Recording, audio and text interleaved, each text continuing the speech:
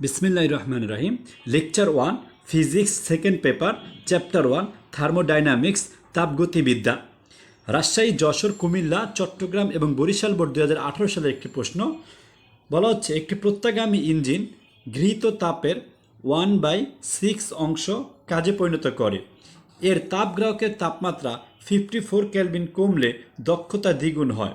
উৎসে ব্যবহৃত পদার্থের ভর m একক ও আপেক্ষিক তাপ s একক। আচ্ছা, এখন ক নম্বর কোশ্চেনে বলা হচ্ছে অন্তস্থ শক্তি কাকে বলে। আচ্ছা দেখো, প্রত্যেক বস্তুর মধ্যে একটা অন্তর্নিহিত শক্তি রয়েছে। যে কোনো বস্তুর ভেতরেই একটা অন্তর্নিহিত শক্তি থাকে যা কোনো কাজ সম্পাদন করতে পারে। অর্থাৎ একটা বস্তুর ভেতরে যে অন্তর্নিহিত শক্তি থাকে সে শক্তি দিয়ে সে কাজ করতে পারে এবং অন্য শক্তিতে রূপান্তরিত হতে পারে। এখন কোনো বস্তুর অভ্যন্তরস্থ কি থাকে, একটা বস্তুর অভ্যন্তরে অণু থাকে। আমরা জানি অণু কি। আমরা যদি একটা এক্সাম্পল দিই অণু, যেমন ধরো অক্সিজেন ও শুধু হচ্ছে একটা পরমাণু, আর দুটো অক্সিজেন পরমাণু নিয়ে হয় একটা অণু। তো এরকম অক্সিজেন অণু অথবা পরমাণু, তার মানে শুধু অক্সিজেন ও মৌলিক কণাসমূহ। মৌলিক কণা কোনগুলো আমরা জানি? মৌলিক কণা এই যেগুলো আমরা বললাম মৌল অথবা অক্সিজেন, কার্বন, নাইট্রোজেন, অক্সিজেন, এই মৌলিক কণার সময় রৈখিক গতি আছে। অর্থাৎ আমরা যদি একটুখানি চিন্তা করি রৈখিক গতি কিভাবে থাকে আবার। আচ্ছা, এখানে অণুগুলোর কিন্তু রৈখিক গতি থাকে। আমরা জানি অণু কি করে, আমরা যদি ইলেকট্রিসিটি পাস করি তাহলে কি হয়, অণুগুলো একটা তারের ভেতর দিয়ে আমরা জানি যে চলাচল করতে পারে, তার মানে সে যে চলাচল করতে পারে সেটা রৈখিক গতি। এরপরে এই পরমাণুগুলো কি করে, একটা যে কোনো বস্তুর ভেতরে যে পরমাণু থাকে সেই পরমাণুগুলো তার নিজস্ব জায়গায় থেকে সে কাঁপাকাঁপি করে বা কাঁপতে থাকে এবং সে একটা গতিপ্রাপ্ত হয়।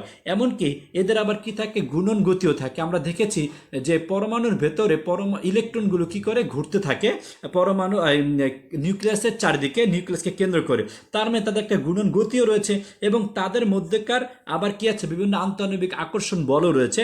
সেই বলের কারণে এদের ভেতরে একটা শক্তি উৎপন্ন হয়। তাহলে এক কথা আমরা কি বলবো, আমরা বলবো কোনো বস্তুর অভ্যন্তরস্থ অণু, পরমাণু, মৌলিক কণাসমূহের রৈখিক গতি, স্পন্দন গতি ও ঘূর্ণন গতি এবং তাদের মধ্যকার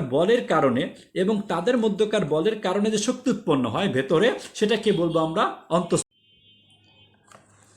খ নম্বর কোশ্চেন, ইঞ্জিনের কর্মদক্ষতা ও রেফ্রিজারেটরের কার্য সম্পাদক গুণাঙ্কের মধ্যে পার্থক্য নিরূপণ করো। তো প্রথমে আমরা কি করব, ইঞ্জিনের কর্মদক্ষতা এবং পরে রেফ্রিজারেটরের কার্য সম্পাদক গুণাঙ্ক দুটা লিখবো। আসলে আমরা প্রথমে লিখব যে তাপ ইঞ্জিনের দক্ষতা অথবা ইফিসিয়েন্সি অফ হিট ইঞ্জিন। সেখানে আমরা লিখব যে কোনো তাপ ইঞ্জিন দ্বারা কাজে রূপান্তরিত তাপ শক্তির পরিমাণ, অর্থাৎ যতটুকু তাপ শক্তিকে কাজে পরিণত করা হচ্ছে সেইটা আমরা লিখব হলো উপরে, এবং ইঞ্জিন দ্বারা শোষিত তাপশক্তির পরিমাণ যেটা আমরা লিখব হলো নিচে। লিখে যে অনুপাত তৈরি হবে সেটা হচ্ছে দক্ষতা। তো দক্ষতাকে আমরা এইভাবে লিখতে পারি Q1 মাইনাস Q2, অর্থাৎ ইঞ্জিন দ্বারা কাজে রূপান্তরিত তাপশক্তিকে আমরা লিখব Q1 মাইনাস Q2, আর ইঞ্জিন দ্বারা শোষিত তাপশক্তিকে আমরা লিখব Q1। Q1 is equal to শোষিত বা গৃহীত তাপ, আর Q2 ইজ ইকুয়াল টু বর্জিত তাপ। আচ্ছা, এই Q2 ইজ ইকুয়াল টু বর্জিত তাপ লিখে দিয়ে আমরা কি করব, এরপরে আমরা কার্যকৃত বা কার্য সম্পাদক সহগ বা গুণাঙ্ক, কোএফিসিয়েন্ট অফ পারফরমেন্স যেটা সেটা আমরা লিখব। কি লিখব আমরা, রেফ্রিজারেটর হতে অপসারিত তাপ ও কম্প্রেসর কর্তৃক সরবরাহকৃত যান্ত্রিক কাজের অনুপাতকে কার্যকৃত সহগ বা গুণাঙ্ক বলে। একে কে দ্বারা প্রকাশ করা হয়? তার মানে কি হবে, রেফ্রিজারেটর কি করে, ফ্রিজ বা রেফ্রিজারেটর তাপ অপসারিত করে। আমরা জানি কোনো কিছু ফ্রিজের ভিতর রাখলে ফ্রিজ কি করে, ওই বস্তুটার ভেতর থেকে যে তাপ থাকে সেই তাপটাকে সে বের করে নিয়ে যায়, বাইরে বের করে দেয় আর কি, এক কথায়। আর কম্প্রেসর কর্তৃক সরবরাহকৃত যান্ত্রিক কাজ, আর এই কাজটা করার জন্য কম্প্রেসর একটা কাজ সরবরাহ করে যেটা বলে যান্ত্রিক কাজ। এই দুটোর ভেতরে অর্থাৎ অপসারিত তাপ এবং সরবরাহকৃত কাজ, অপসারিত তাপটা অপসারণ করে রেফ্রিজারেটর, আর সরবরাহকৃত কাজ যেটা দেয় সেটা হচ্ছে কম্প্রেসর। এই দুটোর অনুপাতকে আমরা বলবো হলো কার্যত সহগ। তো আমরা লিখি এখানে অপসারিত তাপকে Q1 দিয়ে এবং সরবরাহকৃত কাজকে W দিয়ে এক্সপ্রেস করতে পারি। এই W-কে আবার আমরা লিখতে পারি Q2 মাইনাস Q1। Q1 হলো বাষ্পীভবন কুণ্ডলী হতে অপসারিত তাপ, আর Q2 হলো ঘনীভবন কুণ্ডলীতে বর্জিত তাপ, আর W হলো কম্প্রেসর কর্তৃক সরবরাহকৃত কাজ। এখন সাধারণত এই কার্যকৃত সহগ বা গুণাঙ্কটা অথবা কার্য সম্পাদক গুণাঙ্কটার মান অর্থাৎ এই কে এর মানটা সবসময় 2 থেকে 6-এর মধ্যে থাকে। কেন? কারণ হলো এটা সাধারণত যেহেতু আমাদের ফ্রিজ যেহেতু কী করবে, তাপমাত্রা অপসারণ করে দেবে, মানে তাপমাত্রা বের করে দেবে, বের করে ঠান্ডা করে দেবে, এই জন্য এখানে সাধারণত আমরা এইভাবে লিখব যে এখানে কার্যকৃত সহগ যত বেশি হবে অর্থাৎ এই কে এর ভ্যালু যত বেশি হবে তত কম যান্ত্রিক কাজ ব্যয় করে, অর্থাৎ কম্প্রেসর তত কম যান্ত্রিক কাজ ব্যয় করে রেফ্রিজারেটর হতে তাপ কী করতে পারবে, বেশি তাপ গ্রহণ করতে পারবে অথবা অপসারণ করা যাবে। আর এই জন্য রেফ্রিজারেটরে সাধারণত কার্যকৃত বা কার্য সম্পাদক গুণাঙ্কের মান 2 থেকে 6-এর মধ্যে থাকে। অর্থাৎ কার্য সম্পাদক গুণাঙ্কের মান সবসময় কি হয়, 1-এর চেয়ে বেশি হয়, যেহেতু 2 থেকে 6-এর ভিতরে থাকে, আর 2 থেকে 6-এর ভিতরে রাখাই হলো এটা ভালো কাজ করতে পারে। কিন্তু আমরা জানি ইঞ্জিনের কর্মদক্ষতা সবসময় 1-এর চেয়ে কম হয়, অর্থাৎ ইঞ্জিনের কর্মদক্ষতা কখনো 100% পাওয়া সম্ভব নয়। যে কোনো ধরনের ইঞ্জিন, কার্নো ইঞ্জিন বাদে, যদি আমরা জানি কার্নো ইঞ্জিন হচ্ছে একটা কাল্পনিক ইঞ্জিন, এই কাল্পনিক ইঞ্জিন বাদে সাধারণত যত ইঞ্জিন আমরা ব্যবহার করব, কোনো ইঞ্জিন থেকে আমরা 100% এনার্জি দিয়ে 100% আমরা ওটা কাজে রূপান্তর করতে পারবো না। এক্ষেত্রে আমাদের কিছুটা এনার্জি অর্থাৎ তাপ আকারে সেটা নষ্ট হয়ে যায়। আর এটাই হচ্ছে এদের মধ্যে পার্থক্য, যে কার্য সম্পাদক গুণাঙ্কের মান 1-এর থেকে বেশি হবে, আর কর্মদক্ষতা কখনো 1-এর চেয়ে বেশি হবে না, বরঞ্চ 1-এর থেকে সবসময় কম হবে। আমরা এখন গরুর গ কোশ্চেন নিয়ে আলোচনা করব। আচ্ছা, গরুর গ কোশ্চেনে কী বলছে, এর তাপ উৎসের তাপমাত্রা নির্ণয় করো। তো আমরা আবার একটু কোশ্চেনটা যদি দেখি, একটি প্রত্যাগামী ইঞ্জিন গৃহীত তাপের 1/6 অংশ কাজে পরিণত করে। এর তাপগ্রাহকের তাপমাত্রা 54 কেলভিন কমলে দক্ষতা দ্বিগুণ হয়। উৎসে ব্যবহৃত পদার্থের ভর m একক ও আপেক্ষিক তাপ s একক। আচ্ছা চলো আমরা ম্যাথটা করা শুরু করি। প্রথমে আমরা লিখব, ধরি তাপ উৎসের তাপমাত্রা, আমাকে চাচ্ছে হলো তাপ উৎসের তাপমাত্রা। আমরা লিখব ধরি তাপ উৎসের তাপমাত্রা। আচ্ছা, তাপ উৎসের তাপমাত্রা কত? তাপ উৎসের তাপমাত্রা আমরা ধরে নিলাম T1। এরপর আমরা তাপ গ্রাহকের তাপমাত্রা লিখব, তাপ গ্রাহকের তাপমাত্রা, যেটাকে আমরা টেম্পারেচার বলি আর কি, টেম্পারেচার তাপমাত্রা, এটাকে আমরা T2 ধরবো। আচ্ছা, এখন আমরা জানি যে আমাদের যে যন্ত্র ছিল সেখানে কি ছিল, একদিকে আমাদের তাপ উচ্চ ছিল, সে তাপ উচ্চ থেকে তাপ গ্রহণ করবে, তার মানে এখানে আমরা পাবো হলো গৃহীত তাপ। আমরা আর এখানে তাপ যেহেতু বর্জন করে তাহলে বর্জিত তাপ, আমরা এখানে লিখে দেই একটু বোঝার জন্য গৃহীত তাপ, আর এখানে যেহেতু এ তাপ বর্জন করে তাহলে আমরা এখানে কি পাবো, বর্জিত তাপ। আর তাপকে আমরা সাধারণত কিউ, এটাকে আমরা Q1, আর বর্জিত তাপকে আমরা Q2 দিয়ে এক্সপ্রেস করব। তা আমরা যে জিনিসটা লিখি তাহলে আমরা কি লিখব, গৃহীত তাপ, অর্থাৎ সে এই সিলিন্ডারটা যখন এটার উপর রাখা হয়েছিল তাপ উচ্চের উপরে, সে কতটুকু তাপ গ্রহণ করেছিল সেটা হচ্ছে গৃহীত তাপ, সেটা আমরা ধরে নিলাম Q1। আর হচ্ছে বর্জিত তাপ, অর্থাৎ এই সিলিন্ডারটা কাজ সম্পাদন করার পরে তাপ গ্রহণ করার পরে যতটুকু তাপ গ্রহণ করেছে তার একটা অংশ সে কাজে পরিণত করবে, কাজে রূপান্তর করার পরে বাকি অংশটা খেয়েছে, অর্থাৎ বাকি তাপটাকে সে তাপ গ্রাহকে ছেড়ে দেবে, সেটা হচ্ছে বর্জিত তাপ, আমরা ধরি সেটা হচ্ছে Q2। আচ্ছা, এখন আমাদেরকে কি বলা হয়েছে, দেখো আমাদেরকে বলা হয়েছে ইঞ্জিন গৃহীত তাপের 1/6 অংশ কাজে পরিণত করে। আচ্ছা, ইঞ্জিন গৃহীত তাপ, তার মানে ইঞ্জিন তাপ গ্রহণ করেছে কতটুকু, Q1। আচ্ছা, ইঞ্জিন তাপ গ্রহণ করেছে Q1, আর সেখান থেকে সে কী করেছে, 1/6 অংশ কাজে পরিণত করে। তার মানে এই 6 অংশ কতটুকু কাজে পরিণত করে, যতটুকু দেওয়া হয়েছিল, তার মানে দেওয়া হয়েছিল কত, Q1 ইন্টু 1/6। একটু বোঝার চেষ্টা করো, সেটা হলো একটি প্রত্যাগামী ইঞ্জিন গৃহীত Q1, অর্থাৎ ধরি তাপ দেওয়া হয়েছে Q1, এই Q1 গৃহীত তাপের 1/6 অংশ, অর্থাৎ Q1 ইন্টু 1/6 অংশ কাজে পরিণত করে। তার মানে এখানে যে তাপটা দেওয়া হয়েছিল সেখান থেকে আমাদের Q2 পরিমাণ, অর্থাৎ তাপ যেটা বর্জিত হয়েছিল সেটা বর্জিত হবে, বর্জিত হওয়ার পরে যতটুকু থাকবে, অর্থাৎ এই Q1 থেকে Q2, Q1 হচ্ছে গৃহীত তাপ, Q2 হচ্ছে বর্জিত তাপ।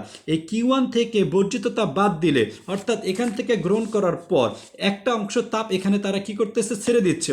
এখানে ছেড়ে দেওয়ার পরে যতটুকু কাজ বাকি থাকে, অর্থাৎ গ্রহণ করা তাপের যতটুকু, আমরা যদি একটা এক্সাম্পল নিই, ধরো এখানে আছে হলো 100 থেকে হয়তো বা সে 20 শেষ করে দিয়েছে, তার মানে 20টা চলে গেল এই জায়গায়, আর এখানে 80 থাকলো। তো এই 80টাই তাহলে সে কি করেছে, তাপ 80 পরিমাণ অর্থাৎ 80 জুল বা যেটাই হোক না কেন, সেই তাপটাকে সে কাজে রূপান্তর করেছে। তো আমরা কি লিখব, Q1 মাইনাস Q2, অর্থাৎ Q1 হচ্ছে সে যতটুকু তাপ গ্রহণ করেছিল সেটা থেকে আমাদের মাইনাস করে দিতে হবে যতটুকু তাপ বর্জন করেছে, অর্থাৎ গৃহীত তাপ থেকে বর্জিত তাপ মাইনাস করে যে তাপটা থাকবে সেই তাপটাই সরাসরি কাজে রূপান্তরিত হয়েছে, এবং তারা বলে দিচ্ছে সেটা কতটুকু, বলেছে সেটা হচ্ছে তাপের গৃহীত তাপের 1/6 অংশ। তাই গৃহীত হয়েছে Q1 আর ইন্টু 1/6 অংশ। সুতরাং আমরা লিখে দেবো এভাবে, উদ্দীপক অনুযায়ী উদ্দীপক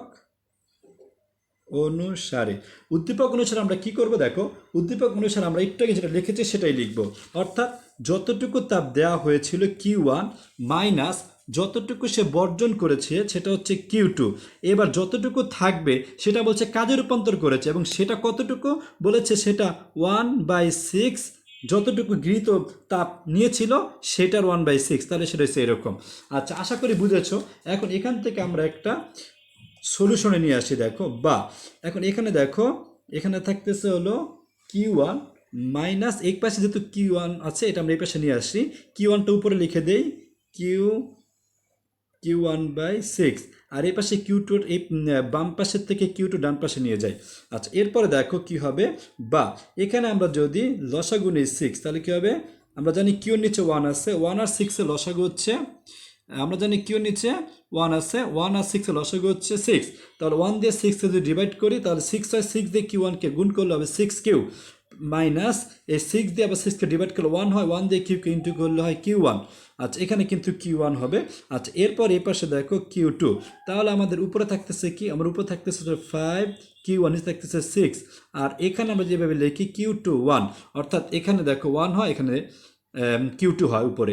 আমরা যদি এখন এটাকে এইভাবে সাজাই, অর্থাৎ আমরা এখানে দেখো Q1 আছে, আমরা এখানে Q1টা থাক, আর এই জায়গায় দেখো Q2 আছে, এই Q2টা আমরা নিচে নিয়ে আসি Q2, তাহলে এই কোনাকুনি 6 উপরে চলে যাবে, এই কোনাকুনি 5টা এখানে চলে আসবে, কোনাকুনি গুণ করলে কিন্তু আবার পারা যাবে, অর্থাৎ 6টাকে আমরা নিয়ে গেলাম Q এর জায়গায়, Qটা আনলাম 6 এর জায়গায়, 5টাকে নিয়ে গেলাম আমরা 1 এর জায়গায়, তাহলে আমরা কি পেলাম, Q1/Q2 পেলাম। আমরা চাচ্ছি হলো Q2টাকে উপরে নিতে, আমরা একটু উল্টিয়ে দেই, তাহলে Q2/Q1 ইকুয়াল উপরে হবে 5, নিচে হবে 6, তাহলে এটা হচ্ছে আমাদের Q2/Q1 এর ভ্যালু। আচ্ছা, আমাদের বলা হচ্ছিল ইঞ্জিনটি প্রত্যাগামী, আমরা লিখব যেহেতু ইঞ্জিনটি প্রত্যাগামী। আচ্ছা, ইঞ্জিন যদি প্রত্যাগামী হয় তাহলে আমরা লিখতে পারি Q2/Q1 ইকুয়াল T2/T1, এটা আমাদের মেমোরাইজ রাখতে হবে। আচ্ছা, মানে কি, মানে হলো অর্থাৎ আমাদের যে তাপের যে অনুপাত, অর্থাৎ তাপ প্রথমে যদি Q1 থাকে, তাপ বাড়ায় যদি আমরা Q2 নেই, তাহলে তাপমাত্রাও কী হবে, বাড়বে। প্রথমে যদি Q1 তাপ থাকে তাহলে তাপমাত্রা হবে T1, আবার যদি তাপ বাড়িয়ে আমরা যদি Q2 নেই তাহলে তাপমাত্রা বেড়ে হবে T2। দেন আমরা প্রথমে যে তাপ ছিল সেই তাপকে, অর্থাৎ দ্বিতীয় যে তাপ ছিল সেটাকে আমরা ডিভাইড করার পরে একইভাবে তাপমাত্রা ডিভাইড করি, তাহলে আমরা একই মান পাবো, অর্থাৎ Q2/Q1 এর মান যদি 2 পাই, তাই T2/T1 এর মানও আমরা 2 পাবো। এটা হচ্ছে প্রত্যাগামী ইঞ্জিনের ক্ষেত্রে। তা আমরা যেহেতু এখন Q2/Q1 পেয়েছি, সুতরাং আমরা এখানে লিখতে পারি T2/T1 এর ভ্যালুও কত, 5/6, যেটা আমরা এখানে পেয়েছিলাম। আচ্ছা, এখন এটা হচ্ছে আমাদের মোটামুটি T2/T1 এর মান পেয়ে গেলাম। এখন আমাদের বলা হয়েছিল যে তাপগ্রাহকের তাপমাত্রা কি বলা হয়েছে, আমরা একটুখানি যদি কোশ্চেনটা দেখে আসি। দেখো, বলা হচ্ছে তাপগ্রাহকের তাপমাত্রা 54 কেলভিন কমলে দক্ষতা দ্বিগুণ হয়। আচ্ছা, তাহলে আমরা যদি প্রথম ক্ষেত্রে দক্ষতা লিখে দেই, প্রথম ক্ষেত্রে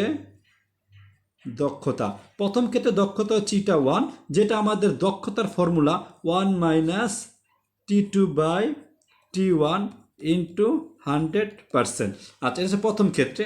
এবার আমরা দ্বিতীয় ক্ষেত্রে যাই, লিখি আমরা দ্বিতীয় ক্ষেত্রে দক্ষতা, দ্বিতীয় ক্ষেত্রে দক্ষতা ইটা টু। এখন কি বলতে বলছে দেখো, দ্বিতীয় ক্ষেত্রে বলা হচ্ছে যে এর তাপগ্রাহকের তাপমাত্রা 54 কেলভিন। আচ্ছা, এখন এখানে আমরা কিন্তু আগে লিখে নিয়েছিলাম, আমরা কি লিখে নিয়েছিলাম, আমরা লিখে নিয়েছিলাম যে তাপ উৎসের তাপমাত্রা হচ্ছে T1 আর তাপগ্রাহকের তাপমাত্রা হচ্ছে T2। তার মানে আমাদের, আমি আগেও দেখিয়েছিলাম তোমাদেরকে একদম শুরুতে, যে তাপগ্রাহকের তাপমাত্রা T2 -54 করতে হবে।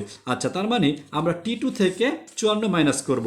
আচ্ছা, যদি আমরা করি তাহলে কী হবে দেখো, 1 মাইনাস আমাদের করতে হবে T2। আচ্ছা, T2 থেকে আমরা কি করব, T2 থেকে আমরা -54 করব। আচ্ছা, তাহলে 54 করলে কি হবে, নিচে যা আছে তাই থাকবে ইন্টু 100%। আচ্ছা, তাহলে আমাদের কি হলো, প্রথম ক্ষেত্রে দক্ষতা হচ্ছে এটা, দ্বিতীয় ক্ষেত্রে আমাদের দক্ষতা বলছিল যে তাপগ্রাহকের, আমরা যদি দেখি তাপগ্রাহকের তাপমাত্রা 54 মাইনাস করলে কি হবে, দক্ষতার দ্বিগুণ হবে। তো আমাদের দ্বিতীয় ক্ষেত্রে দক্ষতা হচ্ছে এটা। আমরা একটুখানি এখানে ব্র্যাকেটটা বসিয়ে দিই, এখানে ব্র্যাকেটটা দিয়ে দেবো, এখানে আমরা ব্র্যাকেটটা দিয়ে দেই, কারণ ব্র্যাকেট হবে 100%টা বাইরেতে থাকবে।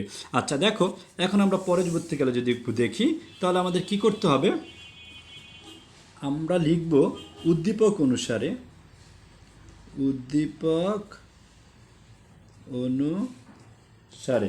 আচ্ছা, আমাদের বলা হয়েছিল যে এখানে দেখো, এখানে প্রথম ক্ষেত্রে দক্ষতা যেটা থাকবে সেটা কি হবে, দ্বিতীয় ক্ষেত্রে দ্বিগুণ হয়ে যাবে, অর্থাৎ এখানে দ্বিগুণ হয়ে যাবে ও। আমি এখন চাচ্ছি কি এই দুটো সমান করতে, অর্থাৎ আমি চাচ্ছি ইটা ইটা টু ইকুয়াল, আমি কি করব, ইটা 1 লিখব। আচ্ছা, তাহলে যেহেতু আমার ইটা টু হচ্ছে 2 গুণ, তা ও হচ্ছে ইটা 1-এর থেকে 2 গুণ, সুতরাং ওর 2 গুণ আমি কি করব, ওর এখানে 2 দিয়ে ইন্টু করব, তাহলে সমান হয়ে যাবে। আচ্ছা, এখন আমরা যদি ভ্যালুটা বসাই, ইটা 2 এর ভ্যালু কত আছে, 1 minus T2 -54 by T1 into 100% equal 2 into 1 minus, এখানে ছিল এই যে ইটা 1-এর ভ্যালু, সেটা হচ্ছে T2 বাই T1 ইন্টু 100%। আচ্ছা, মোটামুটি এতটুকু আমরা যদি লিখি, তারপর আমরা যেটা করব সেটা হলো উভয় পাশ থেকে আমরা 100 মাইনাস করে দেই। আর এখানে দেখো ভিতরে কি থাকে, এখানে আমাদের যে ভ্যালুগুলো থাকে সেটা আমরা জাস্ট খালি সলিউশন করব। দেখো এখানে আমরা T1 দিয়ে লসাগু নিতে পারি, T1, এটার নিচে 1 আছে, 1 আর T1 এর লসাগু T1, 1 দিয়ে T1কে যদি আমরা ডিভাইড করি তাহলে T1ই হবে। আবার T1 দিয়ে আমরা কি করব, এখানে 1 দিয়ে ইন্টু করব, তাহলে আসবে T1 মাইনাস, এখানে দেখো T1 দিয়ে যদি করি এটাই আসবে, আমরা ব্র্যাকেটটা এখানে দিয়ে দেই T2 -54, অর্থাৎ T1 দিয়ে T1কে ডিভাইড করলে 1 হয়, 1 দিয়ে উপরে এটাকে আমরা ইন্টু করে ব্র্যাকেটে বসিয়ে দেবো, 100 উঠে যাবে ইকুয়াল টু। এখন দেখো এখানে 1 মাইনাস, আচ্ছা দেখো T2 বাই T1 এর ভ্যালু আমরা আগেই দেখিয়েছিলাম, T2 বাই T1 এর ভ্যালু, তাহলে দেখো এখানে যে Q2 by Q1 equal T2 by T1 equal 5/6, এটা আমরা এখানে বসিয়ে দেই 5/6। আচ্ছা, এখানে 100 তো আগেই চলে গেল। আচ্ছা দেখো, এরপর আমরা যদি করি ইন্টু, এটা লিখে আমরা T1 মাইনাসে প্লাসে মাইনাস T2 মাইনাসে মাইনাসে প্লাস 54। আচ্ছা, এর নিচে থাকে কত, T1। এখন এখানে দেখো 2 দিয়ে ইন্টু করো 1কে, তাহলে হবে 2 মাইনাস 2 দিয়ে আবার এটাকে যদি ইন্টু করি তাহলে 2 ইন্টু 5/6। এরপরে দেখো এখান থেকে আমরা এটাকে আলাদা করতে পারি, অর্থাৎ বা এই যে T1 বাই টি, এই T1 এর সাথে T1 আলাদা করে ফেলো, T1 বাই T1 মাইনাস, এই আলাদা আলাদা করে আমরা লিখি এখানে T2 বাই T1, এরপরে আমরা প্লাস 54/T1। আর এই পাশে দেখো, এই পাশে আছে 2, এই 2 থাকে, আর এই 2 দিয়ে 6কে কাটাকাটি করা যায়, সেক্ষেত্রে মাইনাস, উপরে থাকবে 5, নিচে থাকবে 3। আচ্ছা, বা এখানে দেখো T1 কাটাগুলো থাকে 1 মাইনাস, এখানে T2 বাই T1 এর ভ্যালু, সে আগের T2 বাই T1 এর ভ্যালু ছিল 5/6, এখানে আমরা বসিয়ে দিই T2 বাই T1 এর ভ্যালু 5/6 প্লাস এখানে থাকবে হলো 54/T1। আচ্ছা, এখানে দেখো লসাগু নিলে কত আসে, 3, এটা নিচে 1 আছে, 1 আর 3 এর লসাগু হচ্ছে 3 বা 3, 1 দিয়ে 3কে ডিভাইড করলে হয় 3, 3 দিয়ে আবার 2কে ইন্টু করলে 3 দুগুণে 6, মাইনাস 3 দিয়ে 3কে ডিভাইড করলে 1, 1 দিয়ে 5কে করলে হয় ইন্টু 1 5 5 1 যার 5 বা এখানে একইভাবে আমরা যদি করি 6 এটা নিচে 1 আছে 6 আর 1 এর লসাগু হচ্ছে 6 1 দিয়ে 6 কে আমরা ডিভাইড করব ভাগ করব তাহলে আমরা পাবো হলো 6 6 দিয়ে আবার 1 কে ইনটু করলে হবে 6 6 দিয়ে 6 কে আবার ভাগ করো তাহলে 1 1 দিয়ে 5 কে করলে হবে 5 5 1 যার 5 দেন আমরা যদি 54/T1 লিখি তাহলে এখানে আমাদের আসতেছে কি দেখো এখানে আসতেছে 1/3 আচ্ছা বা এখানে আসতেছে 1/6 প্লাস 54/T1 আচ্ছা এখন এখানে আমরা যদি 1/3 এটা জাস্ট তাই লিখি বা এখানে দেখো 54 আর হচ্ছে T1 আমরা এই 1/6 ডান পাশে নিয়ে যাই এখানে ডান পাশে 1/3 আগে থেকে আছে 1/6 এই পাশে নিলে প্লাস মাইনাস হয়ে যাবে -1/6 আমরা যদি এটাকে সলিউশন করি তাহলে কী হবে দেখো সলিউশন করলে হবে এটা হবে 54/T1 আর এখানে লসাগু যায় 3 এবং 6 এর লসাগু হচ্ছে 6 3 দিয়ে 6 করলে 2 হয় ডিভাইড করলে 2 দিয়ে 1 ইনটু করলে আবার 2 হয় 6 দিয়ে 6 কে ডিভাইড করলে 1 হয় 1 দিয়ে 1 ইনটু করলে আবার 1 হয় তাহলে আমাদের এখানে কি আসতেছে দেখো এখানে আসতেছে হলো বা 54/T1 ইকুয়াল উপরে থাকতেছে 1 নিচে 6 বা কোনাকুনি গুণ করো এটার সাথে এটা T1 এর সাথে 1 করলে হয় T1 আর 54 এর সাথে আমরা 6 ইনটু করে দিই তাহলে আসবে 6 অতএব T1 ইজ ইকুয়াল টু আমরা ক্যালকুলেশন যদি করি তার কথা আসে 54 ইন্টু 6 আমরা পাচ্ছি 324 তাহলে লিখে দিই 324 কেলভিন অতএব আমরা লিখে দিতে পারি অতএব উৎসের তাপমাত্রা T1 ইকুয়াল 324 কেলভিন আচ্ছা মোটামুটি এটা হচ্ছে গয়ের অ্যান্সার থ্যাংক ইউ